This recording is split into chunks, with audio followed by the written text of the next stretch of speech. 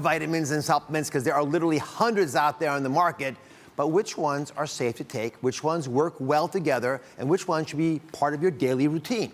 So is the supplement you're taking really doing what it's claiming? That's the big question today, and here to help us out is a world-famous biochemist who served at the request of Canada's former Minister of Health. He's also the author of the NutriSearch Comparative Guide to Nutritional Supplements. McWilliam, welcome. Thank you.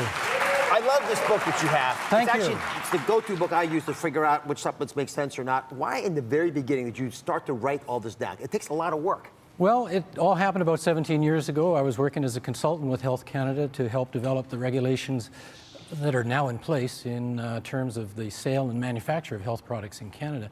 I began to realize that, wow, people really don't have a clue about how to figure out what's a good quality supplement for them. So after finishing that term, I set out on my own to devise a kind of evidence-based, scientifically based system to separate the wheat from the chaff. And that's the beginning of the first edition of the Comparative Guide. We're in the 5th edition now, and it's been 17 years in the making. It's a field guide, folks, to figure out what you should be doing. And let me go over just at a high level, and you covered this in the beginning of the book a fair amount. What are the reasons for taking a daily supplement? So let's go through them.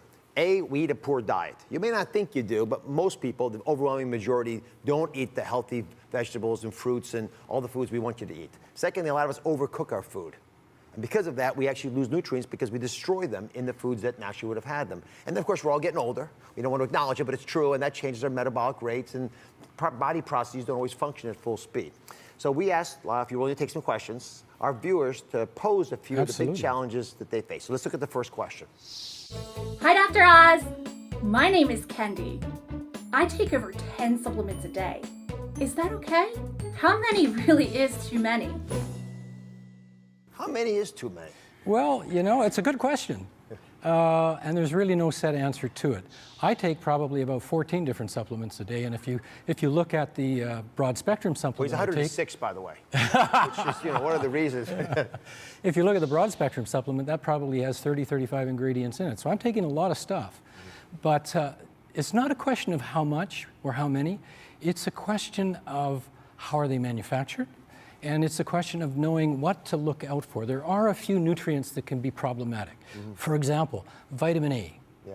If you have too much preformed vitamin A in your supplement, women, for example, in their first trimester of pregnancy, too much vitamin A, above 5,000 international units a day, can cause birth defects. Yeah. A lot of women don't recognize that. The other one is iron. Iron can be really, really problematic in a product, and there's a lot of products that I've seen in the market that are very high in iron. About 25% of the population in North America has a genetic defect called hemochromatosis, where you absorb too much iron from your diet. Now, if you take a supplement that's got lots of iron, combine that with vitamin C that enhances the absorption of iron in the supplement, you got a problem. So when you're walking into a store and about to buy a supplement, how do you actually know which one's the best one for you? And how does your book go through the process of outlining it? Walk us through those details.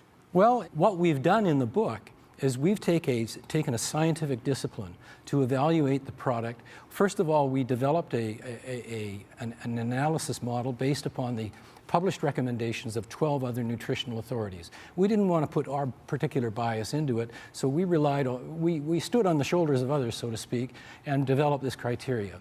And then we applied it to 18 different health support, what we call 18 different health support criteria, such as heart health, metabolic health, level of inflammation, and on and on and on. And so it's 18 different ways of kind of kicking the tires and looking under the hood. So you found companies that were doing a good job. Absolutely. A lot of good companies, a lot of mediocre companies, a lot of companies whose products are very popular in the market that when you look at what's actually in the product, it's pretty mediocre. What we did is we based it on a scale of 1 to 5 stars. Pretty intuitive. It's like a 1-star hotel. You probably don't want to stay in a 1-star hotel. You probably like to stay in a 5-star hotel. Right. Same thing with selecting these products. And then those products that scored 5 out of 5 stars, we invited every company that we evaluated that scored 5 stars, and we said, hey, put your money where your mouth is. Take your product, run it through an independent assessment body, like the U.S. Pharmacopoeia program or the NSF vitamin supplement program, demonstrate to us that you are manufacturing to basically pharmaceutical standards, and show us the GMP of certification. And then what we want you to do is take your product off the shelf and have an independent lab assess that product, so what it says on the label we know is actually in the bottle. So give us the final answer. I mean, who do you like? Who did the best? Well, there are some good companies out there. And one of the companies, I think it's a trusted partner with your show, USANA Health Sciences, outstanding products. And this company manufactures to pharmaceutical standards. As a matter of fact, USANA Health Sciences is even registered with the FDA, the Food and Drug Administration, as a pharmaceutical manufacturer. So it's audited regularly to ensure that the manufacturing practices are at the very highest level. They've always, ever since we've done the guide, scored in our top 5-star products. But they've also demonstrated by going that extra mile and showing that their manufacturing practices are at pharmaceutical standards, and also by taking their product and running it through an independent analysis. These products are excellent products. The company has done an outstanding job with it. What I like about the company as well is that the commitment. It's a company that doesn't run with the market hype. It runs with the science. And if a company is putting the science first, I've got a lot of confidence that the product is exceptional.